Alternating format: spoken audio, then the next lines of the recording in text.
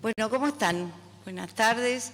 Saben que nosotros en general somos informales. Hoy es una fecha especial, tenemos una visita internacional especial y es una alegría para quienes estamos acá y ustedes también, que nuestro Centro de Derecho Ambiental, que nació en plena pandemia y que estuvo muy activo durante los 2 años de pandemia, podamos ahora encontrarnos presencialmente.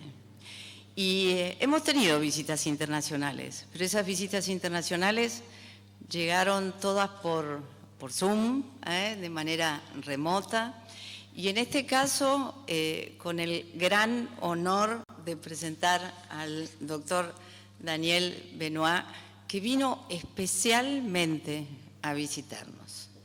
Él me está diciendo que para él es un honor y un placer, pero el honor y el placer es para nosotros, realmente.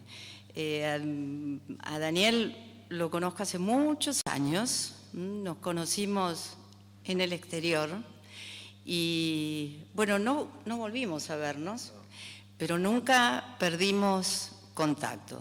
Y la vida nos llevó a cada uno de nosotros por distintos lugares, pero siempre en contacto.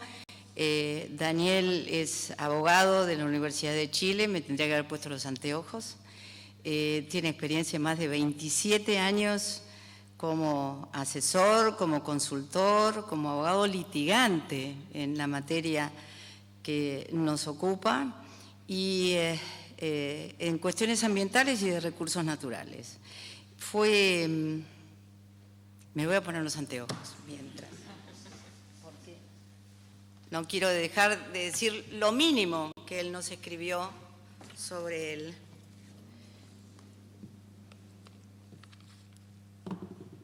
La contraseña sabemos, perdón, doctora, no es la contraseña del Nosotros Somos Naturales, de la compu. ¿En cuál estás? ¿En qué usuario? Sí, 300722. Ya que no la... No tomen nota. No tomen nota, nos agarramos. No tomen nota. No, está bien. Bueno, fue presidente, por eso había que ponerse los anteojos, pues yo no me iba a acordar, de la Asociación Chilena de Derecho Ambiental, fundador de la Unidad de Medio Ambiente del Consejo de Defensa del Estado y exsecretario ejecutivo de Medio Ambiente y Territorio del Ministerio de Obras Públicas. Desde ya docente hace años de posgrado y ponente en seminarios nacionales e internacionales. Es un gran honor que nos esté visitando. Fue muy difícil elegir el tema sobre el que él iba a hablar hoy, porque son muchos los temas sobre los cuales podría contarnos, especialmente no solo lo que tenemos en común, sino lo específico de su país. Y vamos a tener tiempo de hacerle preguntas. Así que, Daniel, seguramente te vamos a preguntar. Bueno, no necesito presentar a la doctora Leila Devia, otra titular de nuestra facultad, y a la doctora Beatriz Crom. Bueno, juntas es que llevamos adelante esto y gracias también a la presencia de cada uno de ustedes en esta reunión. Bueno, Daniel, te voy a dar la palabra para que nos hables de electromagnetismo, regulaciones y casos de interés, y que lo disfruten. Muy agradecido de estar esta tarde entre ustedes. Es la primera vez que me toca exponer en un seminario en Argentina y agradecerles a las autoridades que confían en mí, en poder visualizar y exponer sobre un tema que es bastante novedoso y el cual tiene vértices en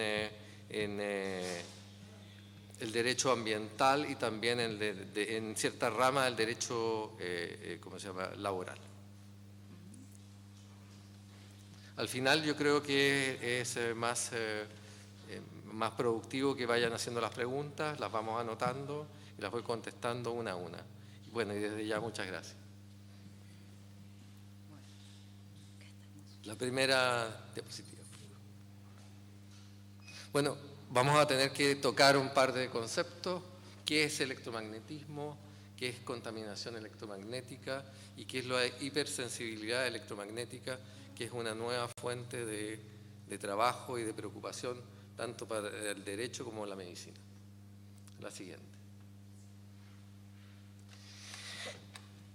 Ahí tenemos algo que es bastante elocuente. Esa diapositiva de abajo es cuando fui a comprar un celular para mi hijo que nos acompaña hoy día, donde ya tenemos proyectado el 5G, que es algo de lo que vamos a hablar.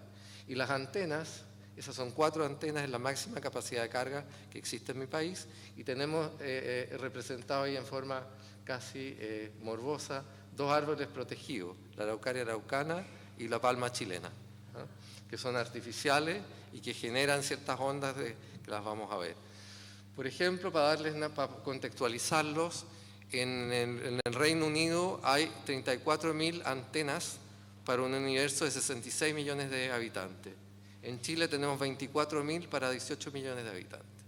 Por lo tanto, hay algo de qué ocuparse. La siguiente. Ahí, bueno, una definición un poco técnica de qué es lo que es el electromagnetismo, pero más importante que eso es más bien el concepto de contaminación electromagnética. Generalmente hay un montón de contaminaciones que no son visuales, la contaminación del ruido, la contaminación electromagnética, pero son bastante más preocupantes, bastante más subjetivas a veces, pero todas son medibles y mensurables y generan efectos adversos acumulativos. Bueno, ahí es bastante elocuente, está tomado un hito y que demuestra con bastante precisión cómo la sorpresa y el dolor que pueden generar. Ahí tenemos ciertas fuentes, ¿no es cierto? El ordenador, como le llaman en España, o computador, tenemos las radiofrecuencias de distinta magnitud y los celulares. ¿Ustedes le llaman sus celulares también? Sí, celulares. Bueno, la siguiente. Y este es el tema más bien que nos convoca hoy día de tratar, qué es lo que es la hipersensibilidad electromagnética, ¿no es cierto? La generación de las ondas de radiofrecuencia generadas para la comunicación, que no solo son de las antenas de telefonía celular, sino que también tenemos satélites orbitando que las generan y las controlan, son un tema de exposición ocupacional. Por eso les decía que hay vértices del conocimiento que tienen que ver con el medio ambiente, pero también con la exposición de personas a ondas electromagnéticas, y que generan ciertas características que ahí hay y que más adelante vamos a tratar y tocar en relación a jurisprudencia externa e interna que se haya podido producir. Regulaciones en la Unión Europea, el universo es muy grande, pero preferí ir a aquellos lugares donde hay, hay evidencias jurídicas que son interesantes para poder exponer aquí. Hay un convenio OIT de la Organización del Trabajo, hay recomendaciones de la Unión Europea, hay directivas y hay finalmente legislación interna, tanto en España, Francia y otras. Estos son marcos conceptuales, porque muchas veces hay legislaciones que no se han internalizado, pero eso no ha significado que no han habido magistraturas que se han encargado de principios, regulaciones y directrices, trasladarlas y finalmente llegar a fallos relativamente concluyentes. Este es un comité que asesora a la Unión Europea y que es bastante relevante. Como bien dice ahí, reconoce que la digitalización y el desarrollo de las comunicaciones tiene un fuerte impacto en la economía y que puede mejorar considerablemente la calidad de la vida ciudadana, como el desarrollo de la telemedicina durante la pandemia, entre otras cosas. A mí me tocó trabajar en un organismo que se llama Consejo de Defensa del Estado, que en el fondo son los abogados de la nación y de todo el gobierno, en ver la posibilidad de generar telemedicina con la Antártida, mucho antes de que fuera una necesidad que hoy día es visible. Cuando lo proyectamos yo decía, bueno, esto es un poquito una cosa que no sabemos si se va a utilizar o no, Y hoy día lo vemos que está absolutamente internalizado, es más democrático y permite, en muchos casos, diagnosticar y solucionar problemas médicos. Sí, un estudio, aquí nos vamos a detener, un estudio realizado en 2019 muestra que las capacidades de la 5G son necesarias para la conducción autónoma, la realidad virtual, la realidad aumentada y la Internet táctil, facilitando el desarrollo de las aplicaciones basadas en inteligencia artificial, proclive a una economía moderna, automatizada y digitalizada. Sin embargo, la comunidad científica de todo el mundo ha aportado datos que justifican sus preocupaciones frente a exposición prolongada y ubicua del cuerpo humano y otros organismos biológicos al rango de frecuencias de microondas que utilizan red 5G debido a los potenciales efectos nocivos a la salud, a la biodiversidad y al medio ambiente. El tema de los derechos humanos es tremendamente potente en este escenario, por cuanto se ha ido manifestando estas enfermedades de hipersensibilidad que afectan a muchos de nosotros, centrándose básicamente en el tema del principio precautorio que ustedes lo tienen desarrollado. Yo lo vine a conocer a lo menos hace 20 años atrás y después les voy a decir profesionalmente cuando traté de utilizarlo y cuáles fueron los resultados de aquello. La siguiente. La hipersensibilidad o intolerancia electromagnética generada por el electrosmog ha sido reconocida por el Parlamento Europeo y que es un avance, por el Consejo de Europa y también por la Organización Mundial de la Salud y los Estados Unidos. Vemos cómo hay estudios sobre efectos de radiaciones emitidas por celulares, infraestructura de comunicaciones inalámbricas, que plantean riesgos para sanitarios en la perspectiva neuronal. Hay casos, digamos, de leucemia en niños, hay casos de modificaciones de los espermas de hombres en estudios en Brasil, en California, también en derivación o en profundización de aspectos oncológicos, enfermedades oncológicas y genotóxicas. Y respecto de biota, o más bien seres que nos acompañan, seres sintientes, como lo podríamos definir hoy día, hay polinizadores que se han visto afectados y aves también por no solo por la radiofrecuencia, sino también por la proximidad y la cobertura de estas ondas. ¿Qué regulaciones tenemos en Chile?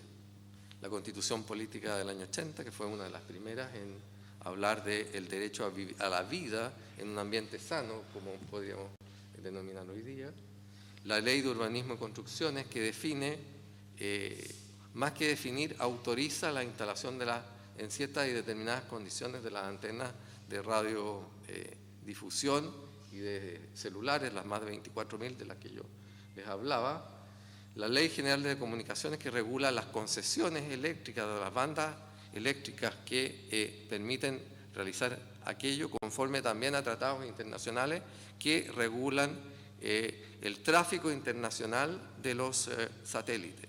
Hay lugares en Chile donde no es posible, y me imagino que en muchos otros lugares también, poner radioestaciones, que son las antenas de telefonía celular, y ahí es posible comprar unos kits de Elon Musk, que llega directamente la información y uno navega con una velocidad impresionante en lugares remotos. Y hay normas, ir un poquito atrás. Y hay normas técnicas sobre seguridad, pero esas normas técnicas no han sido actualizadas. Hay una del 2020, pero que corresponde a 10 años atrás. Y respecto a la norma de emisión de ondas electromagnéticas, nosotros tenemos la mayoría de las normas de emisión y de calidad en muchas materias, pero no tenemos una norma de ondas electromagnéticas vigente, ni siquiera un anteproyecto que debió haber sido presentado hace 6 años atrás. La siguiente. Me interesa comentar ahora la jurisprudencia de la Unión Europea, especialmente casos que se han producido en España, en Italia y un par en Chile. Esto tiene que ver con aspectos laborales y de incapacidad permanente negados por el Instituto de Seguridad Social. Hubo un caso de un ingeniero en telecomunicaciones que por exposición ocupacional, por eso hablo yo del ámbito laboral, pero también es ambiental. Nosotros tenemos unas regulaciones que fijan las horas el tipo de luminosidad que los trabajadores pueden estar, también de temperatura, de condiciones, de la cantidad de agua, ¿no es cierto? Y una serie de materias procuran la seguridad laboral en los contextos donde se realizan. Pero todas estas materias se han visto un poquito alteradas hoy día con el teletrabajo, porque muchas de esas actividades que son más bien de gabinete, no son físicas, se están realizando al interior de las casas, donde también podrían verse impactadas. Ahí, efectivamente, ¿cuáles eran los efectos en la salud de este trabajador? Era dificultad, tenía predominio de irritabilidad, dificultad de control de impulso, síndrome de electrosensibilidad o de sensibilidad química múltiple, que son conceptos más o menos análogos, y intestino irritable y seco de mucosidades. Aquí hay una serie, como la mayoría de ustedes me imagino son abogados, de concausa. Por lo tanto, era bien difícil definir cuál de todas si estas patologías se habían visto agravadas o no como consecuencia de la exposición ocupacional durante el largo periodo y en forma acumulativa a este contaminante. El fallo de primera instancia denegó que fuera una condición de invalidez permanente. Sin embargo, el superior jerárquico refirió que efectivamente si todas estas causas se daban y por lo tanto con un informe pericial llegó a la constatación de que había hipersensibilidad generada por la exposición de este trabajador que se desempeñaba en un ambiente hostil. Aparecieron todos esos síntomas que en definitiva permitieron alejarlo y por lo tanto darle una pensión de invalidez y de declararlo con discapacidad o incapacidad permanente. La siguiente. Básicamente el magistrado y los magistrados se basaron en la Ley de Seguridad Social, que les permitió fundamentar el fallo que en definitiva le dio, lo extrajo y lo colocó, ¿no es cierto?, en la situación de vulnerabilidad que le permitió pensionarse. Sin embargo, lo relevante de este fallo es que el Ministerio de la Salud español lo subsume dentro del concepto de las alergias y por lo tanto ahí le permite, digamos, al sentenciador asilarlo ahí para otorgarle este beneficio. La siguiente. Revoca la sala de lo social de la Corte Superior, reconoce la discapacidad del ingeniero y finalmente le otorga la pensión y lo declara con una invalidez prematura. La siguiente. En cambio, en la legislación italiana nos encontramos con situaciones en que a veces se acoge y a veces no se acoge y se revoca. Ahí tenemos el tema de cómo fundamentar el nexo causal. Ahí efectivamente hay una serie de ponderadores entre los cuales, se los cuento, más bien hay dificultades en la prueba, básicamente por los peritajes y las pruebas que son dispares entre la industria, ¿no es cierto?, generadora de las ondas electromagnéticas y el avance y progreso. Y hay una mayor dificultad de los magistrados de entender un concepto, ¿no es cierto?, y definir si hay limitantes o situaciones que son complejas de definir por la multicausalidad. Y por lo tanto, vemos como hay dos sentencias que son más bien contrapuestas. Esto nos lleva, en definitiva, a revisar si es que estamos o no en una situación que ha ido evolucionando o involucionando. La siguiente. Aquí volvemos a tener, aquí tenemos una situación distinta de la española, donde efectivamente se excluye, ¿no es cierto?, entre la enfermedad también de una persona operadora de telefonía o una persona que trabaja dentro de el fenómeno que podría generar el problema. Casos relevantes en Chile. A mí, en lo profesional, me tocó ver este tema, que tiene que ver con líneas de transmisión eléctrica. Las líneas de transmisión eléctrica generan capacidades de carga, como en muchos de los ecosistemas, y habían 2 líneas de transmisión, se iba a colocar una tercera, que afectaba, y logramos demostrar que afectaba las radiaciones de las líneas de alta tensión, afectaban la composición físico-química de un agua mineral, como es la que tienen ustedes acá, muchas de las que tienen ustedes, y en el otro caso, la calibración, afectaban la precisión de las romanas, o sea, de los instrumentos llamados a medir cuánto productos alimenticios se estaban exportando entre un país y el otro.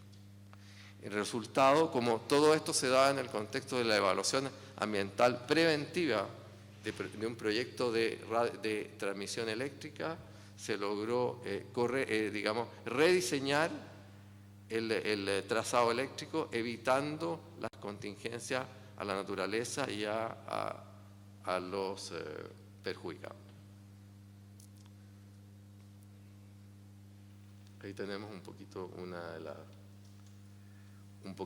una idea de cómo puede ser esto, de la capacidad, hay una sumatoria ahí de efectos sinérgicos. La siguiente. Este es un caso reciente. Durante la pandemia, un particular pidió a través de un amparo constitucional, nosotros lo llamamos recurso de protección, que es una herramienta útil para la defensa de los derechos fundamentales, básicamente el derecho a vivir en un medio ambiente sano y por otro lado al de la integridad física y psíquica, revisar qué es lo que estaba pasando con una radioestación, una antena de telefonía celular, que lo estaba afectando a él en su salud, generándole las condiciones que ahí aparecen, ¿no es cierto? Dolor de cabeza, cuello, clavícula, insomnio, obligándolo a cambiar de residencia. En base se hicieron una serie, tanto la empresa de telefonía celular como la agencia pública que otorga las licencias, ¿no es cierto?, de radiodifusión, desestimaron en base a informes técnicos. Fueron 3 campañas distintas a lo largo de 3 años, en el fondo mostrar la relación de causalidad. Sin embargo, no tenemos, correspondía también a una concesión de telefonía celular que había ido mejorando sus estándares, pasando del 2G al 4G. Por lo tanto, no se logró demostrar que hubiesen, pero aquí nos quedamos con el sabor amargo, que no tenemos una norma de emisión, y básicamente si hubiese habido una norma de emisión, podríamos haber revisado si efectivamente los umbrales eran los adecuados o no, porque hay solo informes de la industria y de la concesionaria que va a ser difícil de revertir y de saber si efectivamente esa persona es una persona hipersensible o no lo es. Es reciente, de 14 de marzo de 2022. Reflexiones finales. La anterior. Reflexiones finales. Bueno, la verdad es que argentinos, chilenos, vietnamitas, habitantes de la Antártica, todos vivimos en esa misma casa. Estamos afectos al cambio climático. Nosotros llevábamos 15 años sin que lloviera. Este año por primera vez tenemos nieve en la cordillera y por lo tanto creo que es relevante la forma en que vamos a gestionar los problemas de manera de tener una aldea global con habitantes que se respeten unos con otros de manera de que tengamos un hogar común. La siguiente. De todo lo que les he expuesto esta tarde, de forma bastante resumida, creo que no nos podemos olvidar de la salud mental.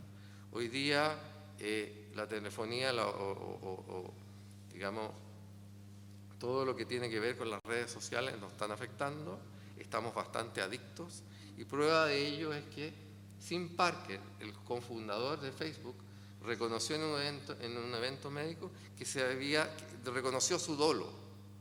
Y respecto de ese dolo, no sé cómo vamos a nosotros poder gestionarlo para revertirlo. Esa es nada más que la reflexión que quería compartir con ustedes. Muchas gracias.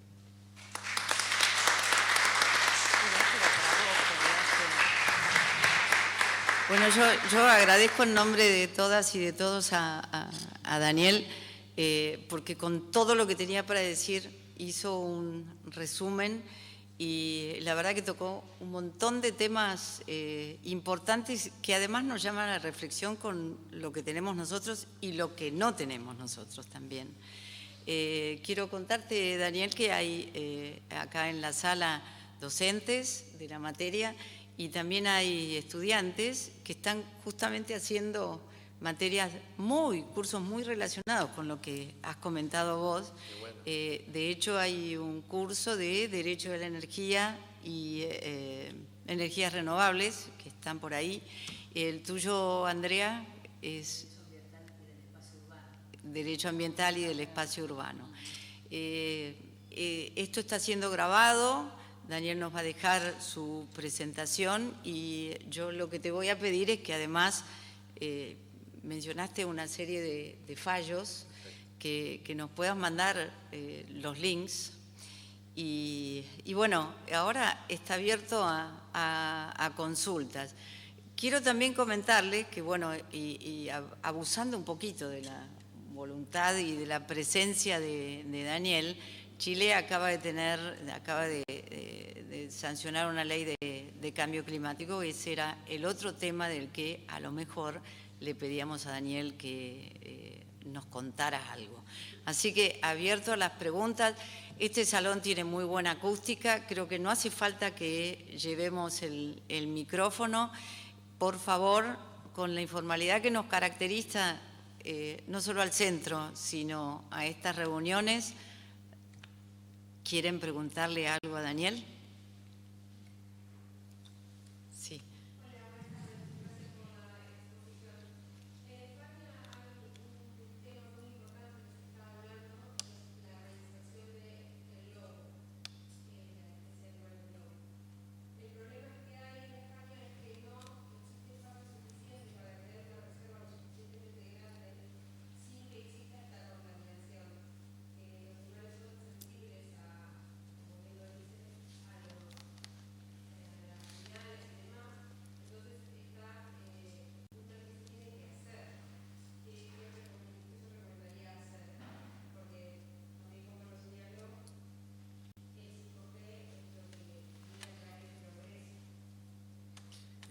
Yo personalmente, recurriría a los tratados internacionales. Por ejemplo, el convenio de CITES, que protege ciertas especies amenazadas. Invocaría ese tipo de convenio y lo llevaría a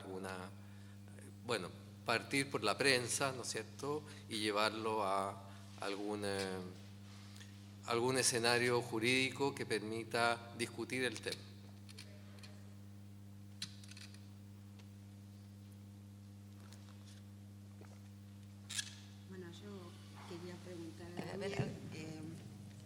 En las zonas de alta, y sé que usted ha incursionado en esos temas, en las zonas de alta montaña se vive pegado a los teléfonos celulares, no solo de este tipo, sino satelitales, que tienen una frecuencia muy fuerte. ¿Qué porcentaje o cómo se afronta este tema de la contaminación cuando es tan necesario tener toda la electromovilidad y tener todo? ¿Cómo Chile afronta estos temas? La verdad es que efectivamente hay un problema de conectividad, hay un tema también de oportunidad y también de uso racional de los recursos. No sé cómo en la alta montaña podríamos mejorar esto, porque también no sé si el otro tipo de radio, la radio de uso de banda ancha, pudiese ser una mejor alternativa.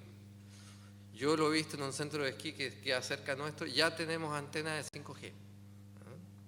Y conozco gente enferma que vive cerca de eso. No sé si efectivamente eso puede haber gatillado, mejorado, entrampado la enfermedad de la que padece. Uno de ellos es, yo fui seleccionado chileno de esquí, él también, él se dedicó profesionalmente, fue a muchos torneos internacionales representando a Chile y está en este momento con un Parkinson bastante alto y vive entre la montaña y Santiago.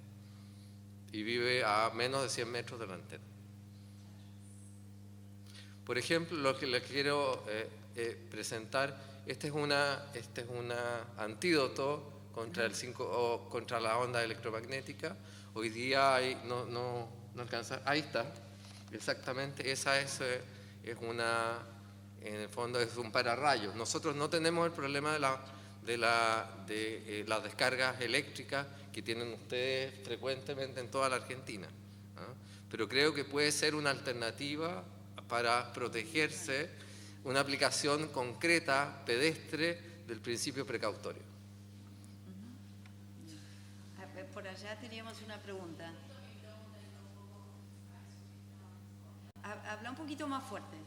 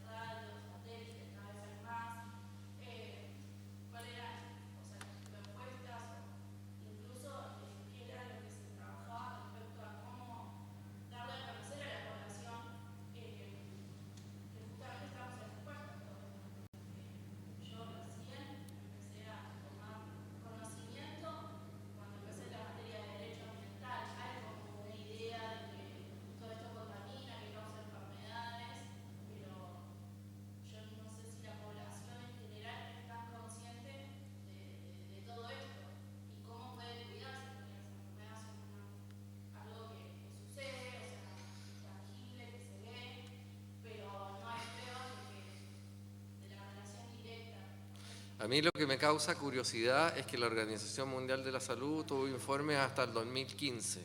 Después no se transparentaron a la comunidad qué es lo que estaba pasando con esos informes, por qué se descontinuaron, o se arribaron a conclusiones que descartaban todo nexo causal. Hace muchos años atrás yo viví el tema del tabaquismo, ¿no? Donde se negó todo y finalmente estalló. Ahora veo lamentablemente en mi país que ha vuelto el tabaquismo muy fuerte como consecuencia del encierro. Y en la gasolinera hay mucha venta hoy día de tabaco, ya sea que uno lo envase o se fume un cigarrillo. Y respecto de lo anterior, yo no sería en el caso personal, nosotros no teníamos, tenemos una ley de residuos reciente, no más de 6 años, donde recién nos estamos haciendo cargo de los plásticos y donde incorporamos el principio precautorio. Cuando yo alegué delante del Consejo de Ministros por ciertas comunidades o ciertos interesados, uno de ellos la Coca-Cola y el otro el productor de fruta de exportación, invoqué el principio precautorio. Me dijeron que no existía en la legislación, pero fueron capaces de hacer el clic y cambiar el trazado de la torre de alta tensión. Lo lograste igual. Sí. También es un comentario y es una pregunta. Sobre lo que decías, te puedo dar el ejemplo de las Toninas, donde es el nodo más importante de América del Sur para la fibra óptica que lleva la justamente. Y se ha estudiado que bien se instalaron las primeras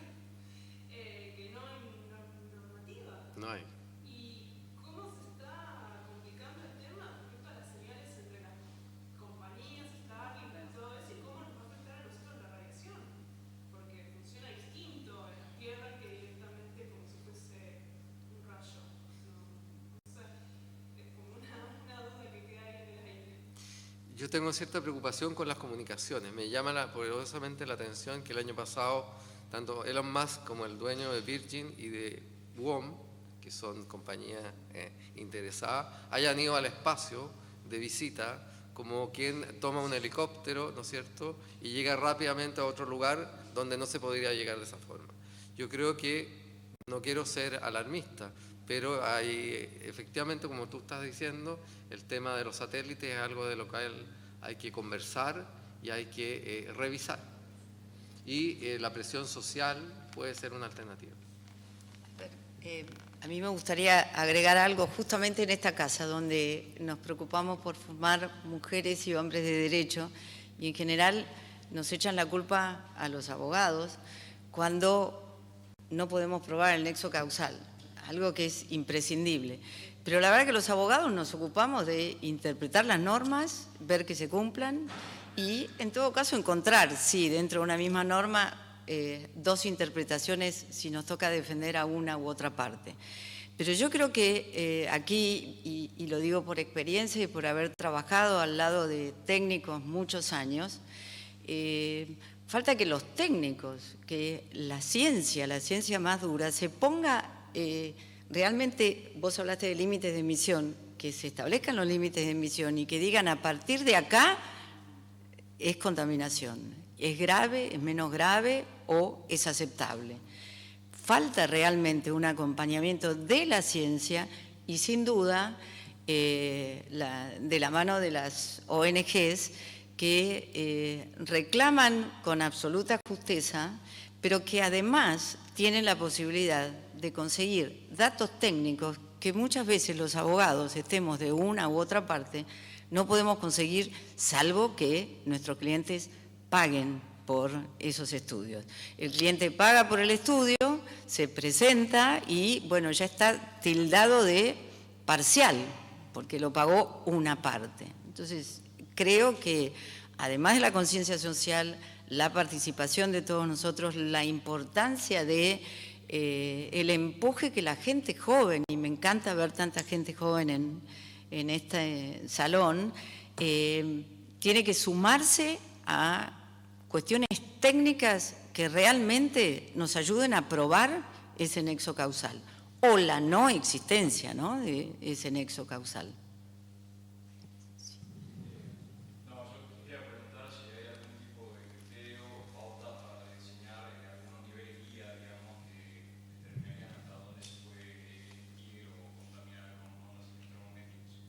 Yo he escuchado de la información que recabé que hay marcos teóricos internacionales, pero tenemos el tema de soberanía. Cada país se puede dar normas más exigentes o más laxas. Entonces ahí está el problema. El año pasado, no, en el gobierno anterior, la administración anterior, nosotros,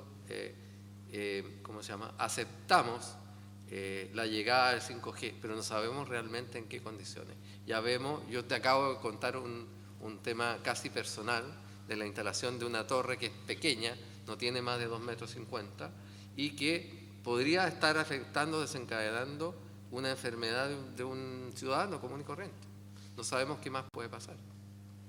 En lo personal, hace 25 años atrás, cuando yo trabajé en esa oficina de abogados del Estado, retiramos varias antenas de telefonía celular, pero por daño ambiental, y la presión que recibíamos era enorme, al punto que nuestro líder le pusieron una antena celular al frente de la casa de su madre por haber retirado antenas.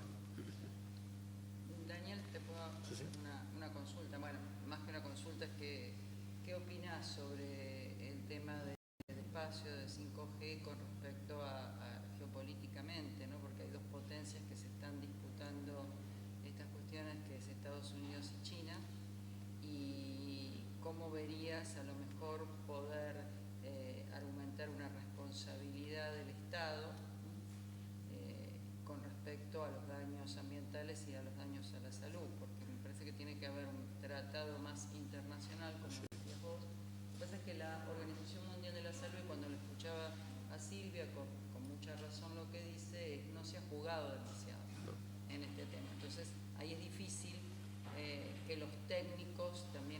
margen al decisor político ciertos límites, pero vos cómo pensás que juega la geopolítica en este sentido, porque el espacio en definitiva está disputado entre Estados Unidos y China.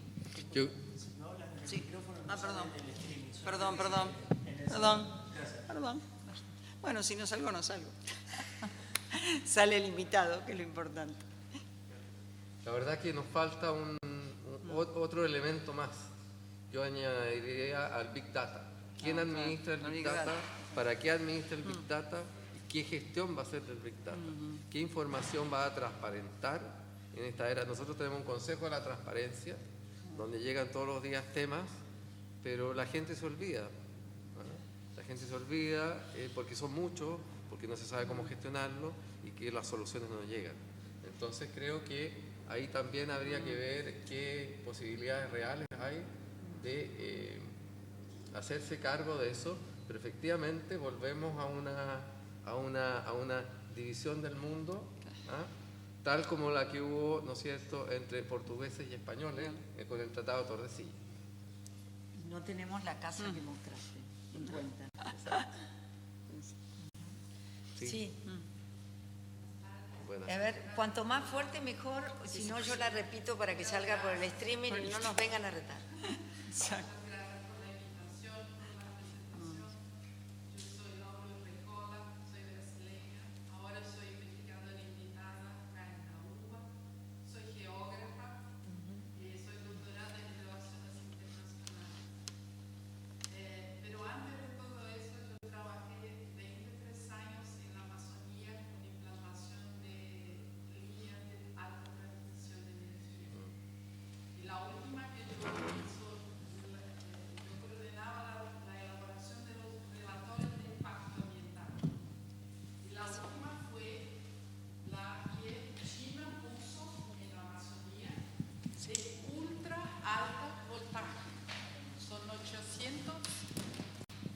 Son 800 megawatts hora.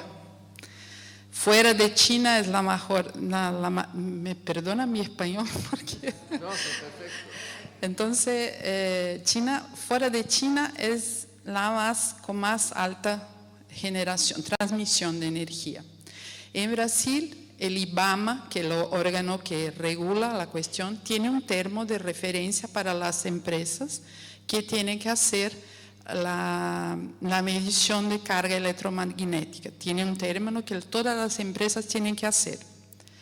Pero lo que pasa, porque yo trabajé en la Amazonía con las comunidades indígenas, como medio de compensación por pasar la línea ahí en las aldeas indígenas, la empresa tiene que poner fibra óptica al cabo, traer la internet.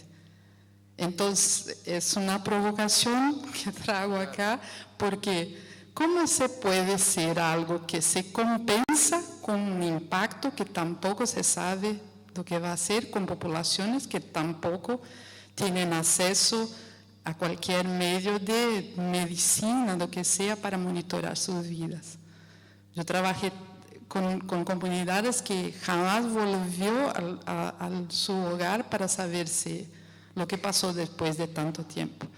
Entonces, más una provocación que hago acá. Ahora no estoy trabajando haciendo el mapeo de cómo China se pone en la América del Sur, en la Panamazonia, en Patagonia y Antártica. Estoy acá con el profesor Mariano Ferro y empiezo acá en UBA el mapeo de granjas de criptomonedas, que son otra cosa. Entonces, más una contribución. Muchas gracias, profesor. Yo soy hija de chileno, entonces mi español es de crianza. Gracias. Muchas gracias. Bueno, muchas gracias por el aporte. Gracias. Y gracias por estar investigando aquí en nuestra facultad. Gracias, Mariano, también por traer. Bueno, ¿hay alguna otra pregunta más que quieran hacerle a...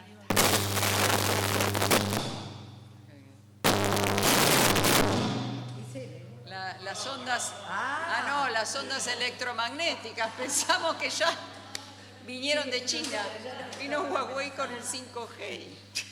Bueno, la verdad, muchísimas gracias. Muchas gracias. Tenemos un pequeño Certificado. ¿Tenés para sacar una foto? Sí, sí. Muy bien. Entregamos.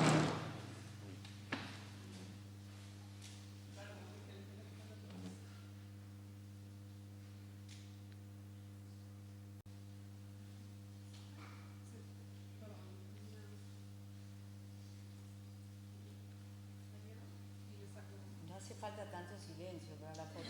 No, un aplauso. Lo que hablan no sabe.